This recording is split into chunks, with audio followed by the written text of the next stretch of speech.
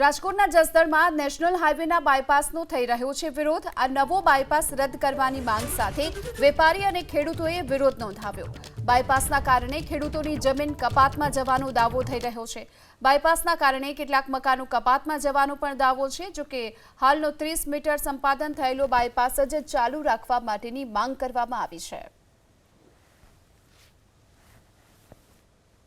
આટકોટથી જે બાયપાસ નીકળે છે એ અત્યારે જસદણ જે બાયપાસ છે જે સંપાદન થઈ ગયેલો છે ત્યાંથી એ હાઈવે ત્યાં જોઈન્ટ કરવા માટે જસદણ તાલુકાના વિછ્યાના ખેડૂતો અને આજુબાજુના જે નાના નાના ઉદ્યોગ છે, હલરના છે, પટારીના છે, એવા અનેક ઉદ્યોગો જે આ રોડ સાથે જોડાયેલા છે એ ખેડૂતોની અને આ જે ઉદ્યોગકારો જે નાના નાના ઉદ્યોગો છે એની માંગણી હતી કે આ રોડ જે અહીંયા જોઈન્ટ થાય તો એનાથી સરકારને જૂનું નવું સંપાદન ન કરવું પડે ને આ રોડ સંપાદન થઈ ગયેલો છે અને સરકારની તેજોરીમાં પણ ઓછો બોજો ચડે ને અમારે જસદણનો વિકાસ રૂંધાય નહીં એટલા માટે ગ્રામજનોની એવી માંગણી હતી। ખેડૂતો, વેપારીઓ સૌ લોકોની લાગણી અને માગણી એવી છે કે ચોટીલા નાગેશ્વર જે બાયપાસ 8 કિલોમીટરનો રોડ જે નીકળે છે એને નાબૂદ કરી અને આ બાયપાસ રોડને મોટો કરે તો સરકારના પણ કરોડો રૂપિયા બચી શકે એવી આમાં યોજનાઓ છે।